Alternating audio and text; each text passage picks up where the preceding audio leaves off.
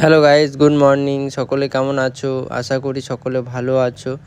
তো আমার ব্লগগুলি কেমন লাগছে একটু কমেন্ট করে জানাবে, আর চ্যানেলটা নতুন কেউ এলে সাবস্ক্রাইব করে দেবে। তো সকালবেলা এসছি কাকার কাছ থেকে চিকেন নিতে। তো সকাল সকাল চিকেন নিতে চলে এসছি। তো চিকেনটা ওজন করে নেওয়া হলো। তো নেওয়ার পর কাকার কাছ থেকে চিকেনটা নিয়ে নিলাম। তারপর আবার রাস্তায় বেরিয়ে পড়লাম। দেখো কত বোর্ডিং লাগানো হয়েছে, আমাদের সামনে ওই দুর্গা পুজো আসছে, তো সেই জন্যে অনেক বোর্ডিং লাগানো হয়েছে। তো ওখান থেকে বেরিয়ে আবার আমাদের সামনে মোড় আছে, মোড় থেকে কিছু জিনিস নিতে হবে আমাকে।